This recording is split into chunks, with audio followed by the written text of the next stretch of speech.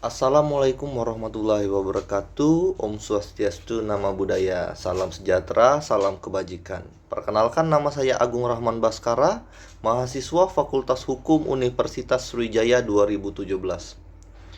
Di sini saya akan menjelaskan tentang perkawinan beda kewarganegaraan.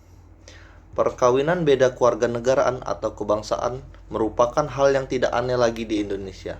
Banyak wanita atau pria kebangsaan Indonesia yang menikah dengan pria atau wanita kebangsaan lain.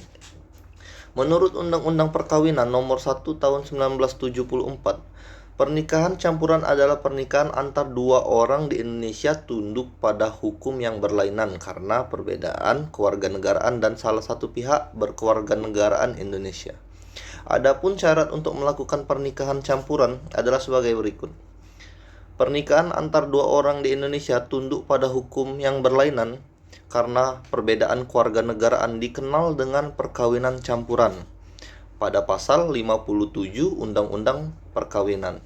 Artinya, perkawinan yang akan dilakukan adalah perkawinan campuran. Perkawinan campuran yang dilangsungkan di Indonesia dilakukan menurut Undang-Undang Perkawinan dan harus memenuhi syarat-syarat perkawinan. Syarat perkawinan diantaranya ada persetujuan kedua calon mempelai, izin dari orang tua atau wali yang belum berumur 21 tahun, dan sebagaimana dalam pasal 6 Undang-Undang Perkawinan. Bila semua syarat telah terpenuhi, Anda dapat meminta pegawai pencatat perkawinan untuk memberikan surat keterangan dari pegawai pencatat perkawinan masing-masing pihak. Surat keterangan ini berisi keterangan bahwa benar syarat ini telah terpenuhi dan tidak ada rintangan untuk melangsungkan perkawinan. Bila petugas pencatat perkawinan menolak memberikan surat keterangan, maka Anda dapat meminta pengadilan memberikan surat keputusan yang menyatakan bahwa penolakan tidak beralasan, tercantum pada pasal 60 ayat 3 Undang-Undang Perkawinan.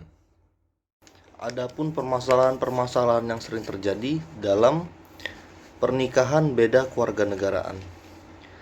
Permasalahan yang sering terjadi yaitu status kewarganegaraan anak hasil dari perkawinan campuran. Selama hampir setengah abad, pengaturan kewarganegaraan dalam perkawinan campuran antar warga negara Indonesia dengan warga negara asing mengacu pada UU Kewarganegaraan Nomor 62 Tahun 1958. Seiring berjalannya waktu, UU ini dinilai tidak sanggup lagi mengakomodir kepentingan para pihak dalam perkawinan campuran, terutama perlindungan anak dan istri. Menurut teori perdata internasional, untuk menuntaskan status anak dan hubungan antara anak dan orang tua, perlu dilihat dahulu perkawinan orang tuanya sebagai persoalan pendahulu. Apakah perkawinan orang tuanya sah sehingga anak memiliki hubungan hukum dengan ayahnya, atau perkawinan tersebut tidak sah sehingga anak dianggap sebagai anak luar nikah yang hanya memiliki hubungan dengan ibunya. Barulah pada tanggal 11 Juli 2006 DPR mengesahkan Undang-Undang Kewarganegaraan yang baru. Lahirnya undang-undang ini disambut gembira oleh sekelompok kaum ibu yang menikah dengan warga negara asing. Maupun pro dan kontra masih saja timbul. Namun secara garis besar undang-undang baru memperbolehkan dui kewarganegaraan yang terbatas. Ini sudah memberikan pencerahan baru dalam mengatasi persoalan-persoalan yang lahir dari hasil perkawinan campuran.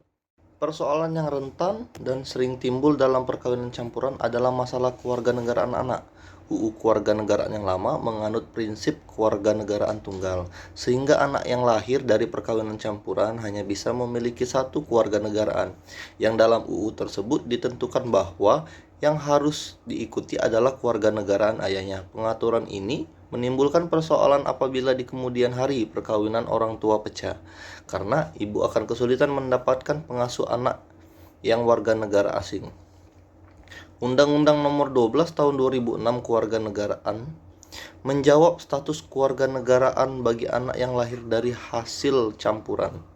Pasal 6 UU Kewarganegaraan menjelaskan anak dari perkawinan campuran akan memiliki kewarganegaraan tunggal. Status tersebut hanya berlaku sampai dengan anak berumur 18 tahun. Setelah anak berusia 18 tahun dan sudah menikah, anak tersebut harus memiliki salah satu kewarganegaraan dan memilih sebagai WNI atau WNA. Jika anak memilih WNI, ia harus membuat pernyataan untuk menjadi WNI. Pernyataan tersebut dibuat secara tertulis dan pengajuannya secara elektronik melalui laman resmi Direktorat Jenderal Administrasi Hukum Umum Kementerian Hukum dan Hak Asasi Manusia. Beberapa saran yang kiranya dapat diperhatikan dan dilakukan bersama mengingat situasi dan kondisi yang ada pada saat ini dan di kemudian hari sebagai berikut. Mengusahakan adanya suatu organisasi koordinasi kerjasama di bidang pelayanan perlindungan anak yang berfungsi sebagai koordinator dan memonitor dan membantu membina dan membuat pola kebijaksanaan mereka yang melibatkan diri dalam perlindungan anak pada tingkat nasional dan regional. Berupaya maksimal mengadakan penjamin pelaksanaan perlindungan anak dengan berbagai cara yang mempunyai kepastian hukum. Mengusahakan penyuluhan mengenai perlindungan anak serta manfaatnya secara merata dengan tujuan mengingat kesadaran setiap anggota masyarakat dan aparat pemerintah untuk ikut serta dalam kegiatan perlindungan anak sesuai dengan kemampuan dan berbagai cara untuk tidak bertentangan dengan Pancasila dan Undang-Undang Dasar Negara Republik Indonesia. Mengusahakan penelitian di bidang perlindungan anak agar lebih dapat memahami permasalahan untuk dapat membuat dan melaksanakan kebijaksanaan secara dapat dipertanggungjawabkan dan bermanfaat. Baiklah, itu saja penjelasan dari saya. Sekian dan terima kasih. Wassalamualaikum warahmatullahi wabarakatuh.